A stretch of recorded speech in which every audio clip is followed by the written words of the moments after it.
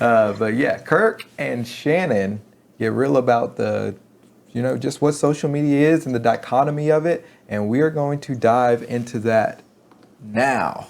How different do you think your life or our lives would be as a whole if there was no social media? I think that it's the dichotomy of social media. I think that it's the yin and the yang because it has done also a lot of good. It has brought a high level of connectivity, but at the same time, the exposure to judging and the opinions that are freely given by those that don't have any knowledge at times of the level of commentary that they try to commit to or to contribute to has also made it very problematic for individuals. There's a lot of shaming. That happens on different platforms, and so I think that it's almost if I can be honest, I think that even the conversation is sometimes a mute conversation because it ain't going nowhere. Right. We just have to try to be intentional about how we monitor our own souls and our own mental health in these spaces, because the space is just going to continue to grow, and the voices and the opinions of others are just going to continue to grow as well. So that was Kirk Franklin on that dichotomy of social media, but he kind of only gets into the one aspect of it to where people are giving commentary, like we're giving commentary on this, but they do it in a disingenuous way. They're not really thoughtful about their commentary. They don't really do research. They're just commenting to comment.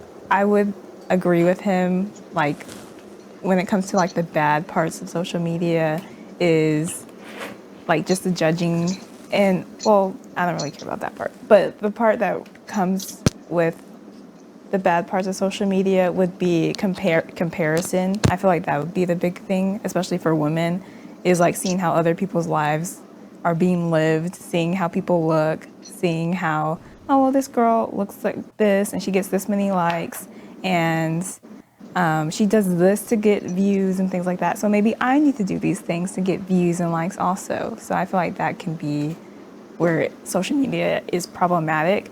But I agree with what he said about the good side of social media, which is the connectivity and being able to build communities from across the world, like anywhere. I think that's the really cool part, personally. What do you guys think? Well, I definitely agree with that. I mean, social media kind of opens up an entirely new world, and Alan and I were just talking about this, how in the real world you have social rules for how you conduct with each other and how you communicate with each other, like, basically having universal manners. And so, like opening doors for people, saying thank you, and things are given to you, stuff like that.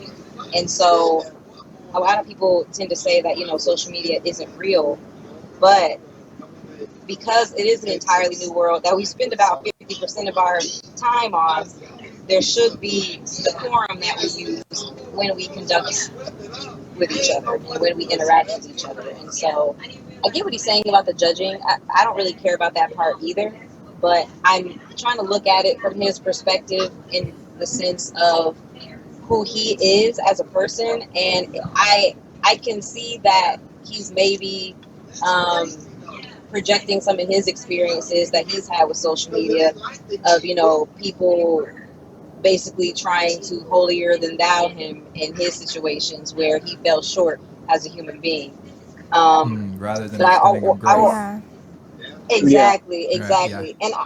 And I will also say there is a responsibility that comes with it as well. People like to forget that part because with social media, you are how you conduct yourself on social media, just like you are every day in real life. I mean, what you put out there is what people, whatever their perspective is their perspective.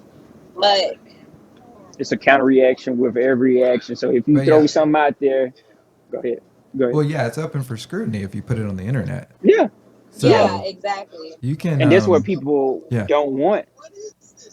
Yeah. And so they want the positive attention, but they don't want the negative attention. Now, sometimes it's unwarranted.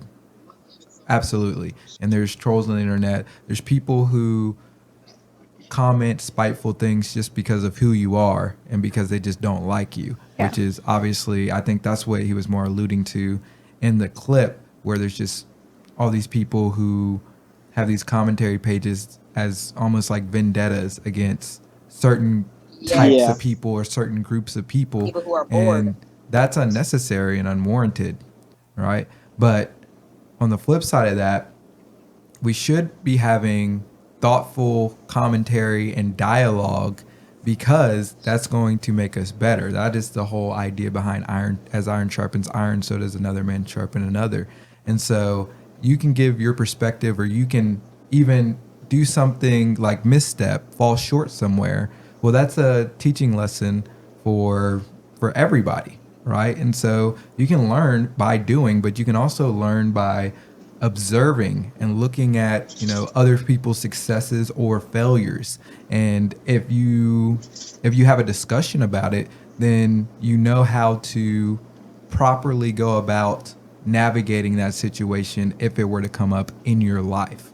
And so, I mean, that's why we're talking about the BBL girl in the last segment. It's not to demean her, but it's to push this conversation of like, well, let's think about like this whole plastic surgery epidemic that's kind of taking place, really kind of a pandemic in the Western world, well, epidemic in the Western world, I guess, that's taking place because I'm not sure if it's serving people as much as it's harming them. And so that's what it ultimately comes down to. Like, is this going to help people, flourish and become more Christ-like in their manner, or is it doing the antithesis of that? And so that's why we have to have discussion, and that's why we should have discussion, but it should be thoughtful, and it should be done with an earnest heart and with charity extended, like with a charitable heart, meaning that you're doing it with good intentions to, drive the conversation forward rather than to condemn people and pull them down for, whatever they've done. But also you can prop people up in the same manner on the flip side of that too much and inflate their ego, or they become an idol in your life to where it's does the same thing, where it's not serving you, it's actually harming you, but in a reverse way, because when that idol inevitably falls short or basically lets you down, well, then now your world's crumbled. Now you don't even know how to proceed forward, because it's like, oh, I thought, how could they do this to me? I thought they were, this perfect person. It's like, oh, nobody's perfect. That's what they'll say. But it's like, well, yeah, we all know that. You shouldn't have idolized them. Like, of course, revere them and hold them up for the good things that they do, but also understand that, everybody's kind of human.